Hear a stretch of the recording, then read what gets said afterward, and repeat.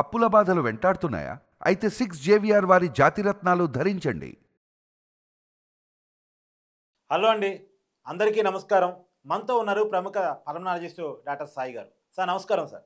నమస్తే అండి.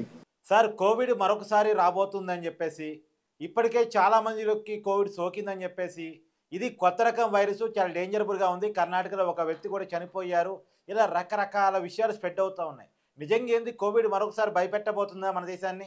కోవిడ్ మరొకసారి రావటం కాదండి. కోవిడ్ ఆల్రెడీ మన మధ్యలోనే ఉంది, అది ఎక్కడికి పోలేదు. కాకపోతే ఏంటంటే సివియారిటీని బట్టి, ఆ వేరియంట్ని బట్టి అది అప్పుడప్పుడు లక్షణాలు రావడం వల్ల మనం టెస్టులు చేస్తే బయటపడటం జరుగుతుంది. కానీ కోవిడ్ అనేది మన మధ్యలోనే ఉంది. అది ఈ 4 సంవత్సరాలుగా మనం చూస్తానే ఉన్నాం. First wave, second wave. First wave లో కొంచెం అప్పుడే స్టార్ట్ అయింది, తర్వాత సెకండ్ వేవ్ బాగా ఇబ్బంది పెట్టింది. థర్డ్ వేవ్ కనుక చూస్తే ఒమైక్రాన్ అనేది పెద్ద ప్రభావితం చేయలేకపోయింది. అప్పుడు కూడా ఇదే విధంగా అసలు ఒమైక్రాన్ చాలా బాగా వ్యాప్తి చెందిద్దంట, చాలా లక్షల మంది చనిపోతారంట అని చెప్పేసి కూడా ఇప్పుడు బాగా రోమార్లు పుకార్లు వచ్చింది. కానీ అదేం చేయలేకపోయింది. కాకపోతే ఇప్పుడున్నటువంటి వేరియంట్ కూడా ఒమైక్రాన్ సబ్ వేరియంటే ఉంది. 4 రకాల సబ్ వేరియంట్స్ ఉన్నాయి. అందులో JN1 LF7 అనేది కొంచెం కొంతమంది ఇబ్బంది పెడతా ఉంది. గత 24 గంటల కనుక చూస్తే ఆల్మోస్ట్ ఒక ఏడుగురు చనిపోయారు. మీరు చెప్పినట్టు కర్ణాటకలో ఒక ఇద్దరు, ఢిల్లీలో ఒక ఇద్దరు, మహారాష్ట్రలో ఒక ఇద్దరు, ఇంకొక వేరే స్టేట్ లో కూడా ఒకరు. కానీ వాళ్ళంతా కూడా డేటా చూస్తే ఆ చనిపోయిన వాళ్ళు, ఇప్పుడు ఢిల్లీలో 2 చనిపోయారు. అందులో 5 నెలల బాబు ఒకడు, 5 నెలల బాబు, అతనికి ఆల్రెడీ వేరే ఎగ్జిస్టింగ్ కండిషన్స్ ఉన్నాయి. తర్వాత ఢిల్లీలో సెకండ్ డెత్ వచ్చేసి 87 years, అతనికి కూడా కోమార్బిడిటీస్ ఉన్నాయి. అతను వేరే రీజన్ తో హాస్పిటలైజ్ అయిన తర్వాత కోవిడ్ టెస్ట్ చేస్తే న్యూమోనియా అని చెప్పేసి, తర్వాత రెస్పిరేటరీ ఫెయిల్యూర్, ARDS లోకి అతను కూడా చనిపోవడం జరిగింది. అలా కర్ణాటకలో కూడా అంతే. ఒక అతనికి 42 years, అతనికి కార్సినోమా కోలాను, అతను కీమోథెరపీ మీద ఉన్నాడు. సో ఇలా చూస్తే ఏంటంటే చాలా వరకు చనిపోయే కేసులన్నీ కూడా ఇతరత్ర సివియర్ హెల్త్ ప్రాబ్లమ్స్ ఉన్న వాళ్ళకి టెస్ట్ చేస్తే యాక్సిడెంటల్ గా వాళ్ళకి లక్షణాలు, కోవిడ్ లక్షణాలు ఉన్నాయని చెప్పేసి వాళ్ళకి ఆక్సిజన్ లెవెల్స్ పడిపోవడం చూసిన తర్వాత చేస్తే పాజిటివ్ వస్తుంది. పబ్లిక్ అయితే ఎవరు కంగారు పడద్దు, అలా అని జాగ్రత్తలు అయితే తీసుకోండి.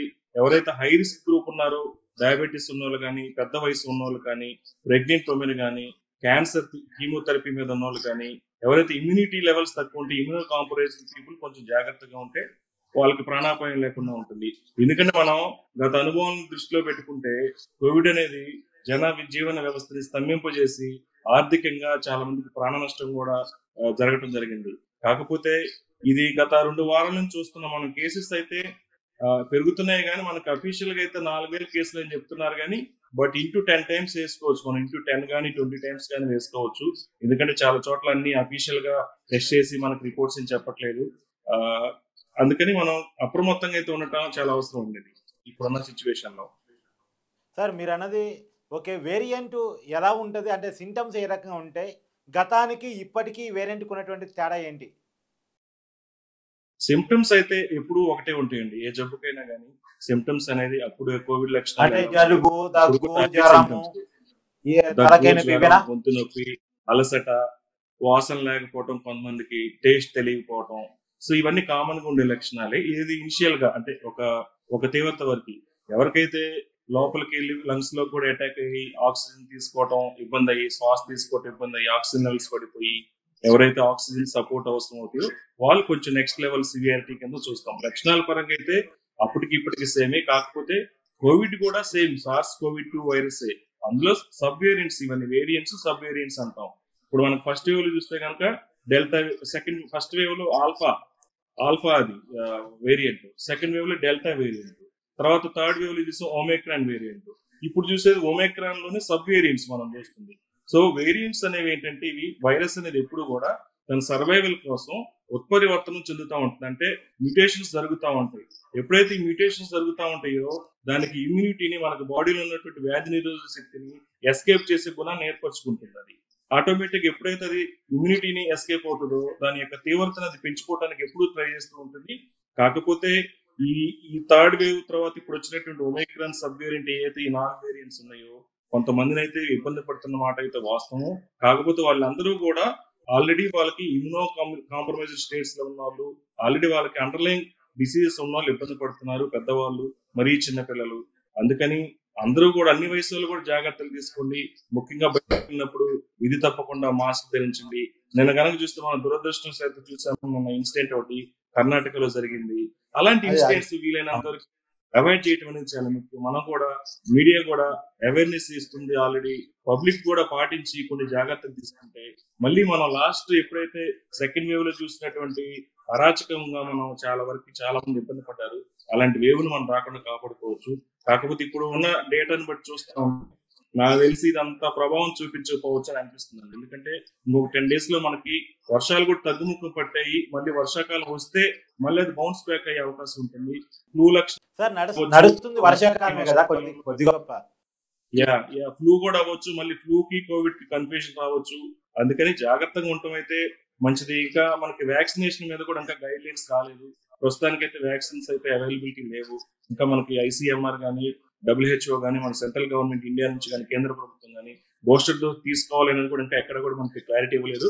ప్రస్తుతానికైతే అందరినీ మాస్క్ ధరించుకుంటుంది. ఎవరైతే ఆ లక్షణాలు ఉన్నాయో వాళ్ళు సెల్ఫ్ ఐసోలేషన్ అయ్యి ఒక వారం నుంచి 10 రోజుల వరకు మిగతా వాళ్ళతో కమ్యూనికేట్ అవ్వకుండా జాగ్రత్తగా ఉంటే మన వేరే వాళ్ళకి కూడా వ్యాపించే వ్యాప్తిని తగ్గించుకోవచ్చు. సార్ ఇంకొక విషయం నేను చెప్పండి, మనం ఇంతకు ముందే డోసులు వేసి అంటే కరోనా టీకాలు జనాలకు అందించాం. దాదాపుగా 70-80% ప్రజలకి మనం టీకాలు వేయగలిగాం, మన దేశంలోనే తయారు చేసి వేయగలిగాము. కానీ ఎందుకు కరోనాను ఆపలేకపోతున్నామంటే, ఆ వ్యాప్తిని ఆపలేకపోతున్నామంటే? లేదండి, అది ఇప్పుడు మనకి ఏ వ్యాక్సిన్ అయినా కానీ ఇప్పుడు మనం ఒక కరోనా గురించి మాట్లాడుతున్నాం, ఇప్పుడు వచ్చింది కాబట్టి చాలా డిసీజ్ అనేది వ్యాక్సిన్ అనేది మనకు ఒక ప్రొటెక్షన్ ఇస్తుంది, కాంప్లికేషన్స్ లేకుండా కాపాడుతుంది. అంతేగాని కంప్లీట్ గా వ్యాక్సిన్ అనేది ఇప్పుడు మనకు ఒక మసూచి మాత్రం ఇప్పటి వరకు కంప్లీట్ గా ఎరాడికేట్ అయిపోయింది ఒక వ్యాక్సిన్ వల్ల. సక్సెస్ తర్వాత పోలియో కూడా చాలా వరకు మనం సక్సెస్ అయ్యాం. పోలియో కూడా ఇప్పుడు చూడట్లేదు. నేను అదే చెప్పబోతున్నాను. పోలియోలో సక్సెస్ అయ్యాం, మసూచిలో సక్సెస్ అయ్యాం, కరోనాలో మాత్రం సక్సెస్ కాలేకపోయాం అనేది చాలా మంది వినిపిస్తున్న మాట. అవును, ఎందుకంటే అంటే ఇది ఇన్ఫెక్షన్స్ కి పోలియో ఇది డిఫరెంట్ ఫ్రమ్ ది కోవిడ్ అన్నమాట వైరస్. ఇది చాలా ఉత్పరివర్తనాలు చాలా ఫాస్ట్ గా జరగటం వల్ల మనకి అందులో కూడా వ్యాక్సిన్స్ కూడా లైఫ్ లాంగ్ ఇమ్యూనిటీ ఇచ్చే వ్యాక్సిన్స్ కాదు మనకి ఏవి కూడా. ఇవన్నీ కూడా తాత్కాలికంగానే 6 months to 9 months మనకి ప్రొటెక్షన్ ఉంటుంది. అందువల్ల మనకి వ్యాక్సిన్స్ ప్రభావం అనేది చాలా మందికి ఇప్పుడు 80% మనం అప్పుడు తీసుకున్నా కానీ కోవిడ్ 1-2 టైంలో ఒక 3 doses తీసుకున్నారు అందరూ. దాని యొక్క ప్రభావం అనేది ఆటోమేటిక్ ఇప్పుడు తగ్గిపోయింది. అదిగాక కొత్త వేరియంట్స్ వచ్చేవి ఆ ఇమ్యూనిటీ మనం చేసిన వ్యాక్సిన్స్ అన్ని కూడా అన్ని వేరియంట్స్ దృష్టిలో పెట్టుకొని చేయలేదు. కొన్ని వేరియంట్స్ ని కొన్ని టైప్స్ ఆఫ్ కోవిడ్ అంటే ఆ రోజుకి అందుబాటులో ఉన్న వేరియంట్స్ మీద మనం చేసాం. ఎస్, సో అది ఆటోమేటిక్ గా ఎప్పటికప్పుడు ఉత్పరివర్తన చెందుతా ఉంది, మ్యూటేట్ అవుతా ఉంది. కాబట్టి ఆ వ్యాక్సిన్స్ కూడా పనిచేయకపోవచ్చు. వ్యాక్సిన్స్ కూడా ఎప్పటికప్పుడు అప్డేట్ అవుతూ ఉండాలి. మన గవర్నమెంట్ అయితే ఆల్రెడీ వ్యాక్సిన్స్ సంబంధించినటువంటి రా మెటీరియల్ కానీ అన్ని కూడా సంసిద్ధంగానే ఉన్నారని చెప్పారు. కాకపోతే ప్రొడక్షన్ అనేది ఇంకా స్టార్ట్ చేయలేదు. ప్రొడక్షన్ అనేది ప్రస్తుతానికి ఎక్కడ అవైలబిలిటీ లేదు. మనకు కూడా ఇంకా దాని మీద పూర్తిగా గైడ్ లైన్స్ అనేది రాలేదు, బూస్టర్ డోస్ తీసుకోవాలా లేదనేది. ప్రస్తుతానికైతే జాగ్రత్త అనేది అన్నింటికన్నా మనకు ముందున్నటువంటి ఉత్తమమైనటువంటి రక్షణ. ఏం సార్ నిజంగా 7 చనిపోయారు గంటల వ్యవధిలో అంటే కొంత భయం అయితే జనాల్లో వచ్చేటువంటి అవకాశం ఉంది. ఏంటి అసలు ఏ రకంగా చూడొచ్చు? మళ్ళా ప్రజలంతా భయభ్రాంతులు అంటే గతంలో చూసాం కరోనా ఎంత డిస్టర్బ్ చేసింది మానవ సమాజాన్ని అనేటువంటిది. లాక్డౌన్లు కానీ, తర్వాత బిజినెస్లు బంద్ ఇవ్వటం కానీ, ఈ మాస్క్ అంటే జనాలకు గ్యాదరింగ్స్ లేకుండా చేయడం, ఈవెంట్స్ లేకుండా పోవటం, బిజినెస్లు లేకుండా పోవటం, ఇవన్నీ చూసాం. మళ్ళా అలాంటి పరిస్థితులు అంత కాకపోయినా ఎంతో కొంత చూసే అవకాశం ఉందా అంటే? అంత పరిస్థితులు అయితే నాకు తెలిసి వచ్చే పరిస్థితులు లేవండి. ఎందుకంటే అప్పుడు మనకి ఇనిషియల్ గా అప్పుడు కోవిడ్ అనేది ఫస్ట్ టైం రావటం కాబట్టి మనకి ఇమ్యూనిటీ అనేది ఎవరికి లేదు. ఇప్పుడు ఏంటంటే అందరికి ఎంతో కొంత ఇమ్యూనిటీ అనేది ఉంది. అందరూ న్యాచురల్ గా కూడా చాలా మంది ఎక్స్పోజ్ అయ్యారు. వ్యాక్సిన్ కాదు అంత ప్రభావితం అయితే చూపిస్తే నేను అనుకోవట్లేదు. అందుకనే ఇప్పుడు మీరు అన్నట్టు ఒక 7 చనిపోయారంటే అది మనం ఏం తక్కువ అంచనా వేయడానికి లేదు. 7 చిన్న నెంబర్ ఏం కాదు, అది అఫీషియల్ నెంబర్. అన్అఫీషియల్ గా నాకు తెలిసి ఎక్కువ ఉండొచ్చు. రిపోర్ట్ చేయకుండా ప్రైవేట్ హాస్పిటల్స్ లో కానీ లేకపోతే కొంతమంది హాస్పిటల్కి వెళ్లకుండానే ఏదో బాగాలేదని చెప్పేసి చనిపోయారు. అందుకని మనం అది కామెంట్ చేయడానికి లేదు. 7 అనే కాదు, ఇంకా ఎక్కువ మంది కూడా ఉండొచ్చు. కాకపోతే ఇది అంత ముందున్నంత వేవ్స్ అంత ప్రభావితం చేసి అంత ముందున్నటువంటి సిచ్యువేషన్ కి మనం తీసుకెళ్తుందని చెప్పేది మాత్రం నేను అనుకోవట్లేదు. సరే, ప్రజలకి ఎలాంటి ఫుడ్ జాగ్రత్తలతోటి ఎలాంటి జాగ్రత్త ముందుకే బాగుంటుందని మీ ఉద్దేశం సార్? ఫుడ్ జాగ్రత్తలు అంటే ఇప్పుడు ఏదైనా హెల్దీగా ఉన్నటువంటి తాజా ఆకుకూరలు తీసుకోవటం, మినిమం ఫిజికల్ యాక్టివిటీ ఉండటం, మంచి గుడ్ స్లీప్ ఉండటం, సో హెల్దీ డైట్ అంటే ఇంక మనకు తెలియదు ఉంది, రెగ్యులర్ గా తీసుకునే డైట్ దీనికి ఫ్రెష్ గా కొత్తగా మనం ఖర్చు ఎక్కువ ఖర్చుతో కూడుకున్న అప్పట్లో కనుక కోవిడ్ లో కనుక అందరూ అప్పుడు డ్రై ఫ్రూట్స్ తగ్గ తినేవాళ్ళు ఇన్స్టాంట్ గా. ఎప్పుడు కూడా మనకి ఇమ్యూనిటీ అనేది, ఆరోగ్యం అనేది ఇన్స్టాంట్ గా రాదండి. అది ఆన్ రెగ్యులర్ బేసిస్ ఎప్పుడు కనుక చేస్తే అది ఆటోమేటిక్ వస్తుంది.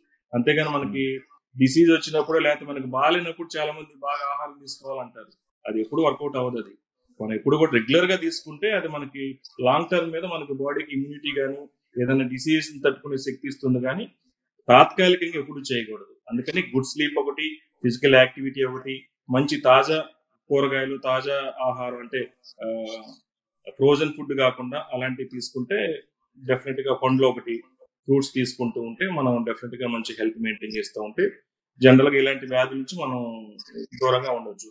అలా అని చెప్పేసి ఆరోగ్యకరమైన వాళ్ళు కూడా ఎట్లా పడితే అట్లా వాళ్ళు బిహేవ్ చేయాలి అంటే మాత్రం కాదు. ఎవరైనా కానీ కోవిడ్ కి ఈ వ్యాధిని పట్టడానికి, ఎందుకంటే మనం సెకండ్ వేవ్ లో చూస్తే ముఖ్యంగా ఆరోగ్యంగా ఉన్నటువంటి హెల్దీ యంగ్ ఇండివిజువల్స్ 30 సంవత్సరాల లోపల చాలా మంది చనిపోవడం జరిగింది. అందుకని కోవిడ్ ఒక ఏజ్ గ్రూప్ వల్లే కాదండి, ఎవరినైనా టార్గెట్ చేస్తుంది. అందరూ కూడా అప్రమత్తంగా జాగ్రత్తగా ఉండండి. మీకు ఎటువంటి లక్షణాలు అనిపిస్తే దానికి తగినటువంటి వైద్యుని ఎర్లీగా సంప్రదించి డయాగ్నోసిస్ డిలే లేకుండా మీరు ఇమీడియట్ గా హాస్పిటలైజ్ అవ్వకుండా ఉంటారు. కాబట్టి లేట్ చేయకుండా, సొంత వైద్యం చేసుకోకుండా, సొంత ట్రీట్మెంట్ చేసుకోకుండా హోమ్ రెమెడీస్ ఫాలో అవ్వచ్చు ఒక పరిధి వరకు. మీకు కనుక తీవ్రత 3 రోజుల తర్వాత ఎక్కువగా అనిపిస్తుందంటే ఇమీడియట్ గా దానికి సంబంధించిన వైద్యుల సలహాలు తీసుకోవడం అవుతుంది. సార్ ఇంకొకటి కూడా సార్, జనరల్గా మీరు కమర్షియల్ డాక్టర్ కాదు కాబట్టి నేను అడగగలుగుతున్నాను ఈ క్వశ్చను. చాలామందికి ఉన్నటువంటి అనుమానం ఏంటంటే ఈ కోవిడ్ పేరు మీద ఫార్మా పెద్ద వ్యాపారం చేసుకుంటుంది, ఈ వైరస్ వల్ల చాలా పెద్ద బిజినెస్ హాస్పిటల్స్ కానీ ఫార్మా కంపెనీలు కానీ చేసుకున్నాయి. ఇప్పుడు ఆ బిజినెస్ దెబ్బతింది కాబట్టి మళ్ళా కరోనా పేరుతో వ్యాపారం చేస్తున్నాయి. కరోనా లేదు అంటే ఉండొచ్చు, కరోనా లేదని కాదు, అది పెద్ద భయంకరమైన స్థితిలో ఏం లేదు, దాన్ని బూచిగా చూపించి పెద్ద ఎత్తున వ్యాపారం జరుగుతుంది అనేది కొంతమంది వాదన. దానికి మీరు చెప్పే సమాధానం యాజ్ ఎ డాక్టర్? అది ఎందుకంటే యాజ్ ఎ డాక్టర్ అయినా కానీ మనం కొన్ని నిజాలు అనేది ఒప్పుకోవాలండి. ఎందుకంటే అందరం మానవులమే, అందరం సమాజంలో ఉన్నాం. అది డెఫినెట్ గా Covid second wave, first wave లో చాలా జరిగాయి. ఎందుకంటే అలాంటి సిచ్యువేషన్ మరి ఎప్పుడు రాకూడదు, మనం రావాలని కోరుకోకూడదు. చాలా మంది కమర్షియల్ గా హాస్పిటల్స్ కానివ్వండి, డాక్టర్స్ కానివ్వండి, ఫార్మస్యూటికల్స్ కానివ్వండి, అందరూ కూడా చాలా దారుణంగా అయితే అందరూ అనట్లేదు, మనం అందరూ చెడ్డవాళ్ళు ఉండరు, డెఫినెట్ గా అయితే చేశారు. బట్ కాకపోతే ఇప్పుడు మళ్ళీ దీన్ని కమర్షియల్ గా వాడుకుంటున్నారు మళ్ళీ అనేది నేను పూర్తిగా ఏకీభవించిన. కానీ కాకపోతే కొంచెం మనం చూస్తున్నాం లక్షణాలు వస్తున్నాయి, టెస్ట్ చేస్తే ఇంకా పాజిటివ్ వస్తుంది లక్షణాలు ఉన్న వాళ్ళకే కదా. అందుకని మనం ఇది క్రియేట్ చేసేదేం కాదు. డెఫినెట్ గా ఆ వైరస్ అనేది మన మధ్యలోనే ఉంది కాబట్టి లక్షణాలు ఉన్న వాళ్ళకి అన్ని సందర్భాల్లో రావట్లేదు, మళ్ళీ ఇప్పటి వరకు రాలేదుగా, ఒక లాస్ట్ 2 years నుంచి బాగానే ఉన్నాం. సో ఇప్పుడు వస్తుంది అంటే టెస్ట్ చేస్తేనే పాజిటివ్ వస్తుంది. అంత ఆషామాషిగా అయితే గవర్నమెంట్ కూడా ఎలా చేయదుగా. కాకపోతే మీరు అన్నట్టు దీన్ని యూజ్ చేసుకొని, దీన్ని అడ్వాంటేజ్ గా తీసుకొని మళ్ళీ ఫార్మా వాళ్ళు కొంచెం హడావుడి చేసి ఇంకేదన్నా చేసే అవకాశాలు ఉంటాయి. కానీ లేనిది సృష్టించడం అనేది మాత్రం అది కరెక్ట్ కాదు. ఎవరైనా కానీ అందరూ మానవతా దృక్పథంతో ఇలాంటి పరిస్థితుల్లో దీన్ని క్యాష్ చేసుకోవాలి. ప్రజలు కూడా అర్థం చేసుకోవాల్సింది ఏంటంటే మీరు ట్రీట్మెంట్ తీసుకునే విషయంలో కూడా కరెక్ట్ పర్సన్ ని, కరెక్ట్ డాక్టర్ ని ఎంచుకోండి. ఎందుకంటే ఇప్పుడు ప్రతి ఇంట్లో కూడా అందరు చదువుకున్న వాళ్ళు ఉన్నారు, అక్కడే చాలా టైం వేస్ట్ అయిపోతుంది. మనం డాక్టర్స్ దగ్గరికి సెలెక్ట్ చేసుకుని కరెక్ట్ డాక్టర్ దగ్గరికి వచ్చేటప్పటికి జరగాల్సిన డ్యామేజ్ అండ్ కాంప్లికేషన్స్ వచ్చేస్తున్నాయి. అందుకని దీనికి ఏ జబ్బుకి ఎటువంటి వైద్యుల దగ్గరికి వెళ్ళాలని మీరు కనుక రియలైజ్ అయితే అక్కడే మనకి చాలా వరకు 50% మనం సేవ్ అయిపోతాం. డిలే ఆఫ్ డయాగ్నోసిస్ ఉండదు, ట్రీట్మెంట్ కూడా డిలే అవ్వదు, రాంగ్ ట్రీట్మెంట్ జరగదు, మన కాంప్లికేషన్స్ కూడా చాలా వరకు మనం అవాయిడ్ చేయొచ్చు. True. Yeah, thank you sir, thank you so much.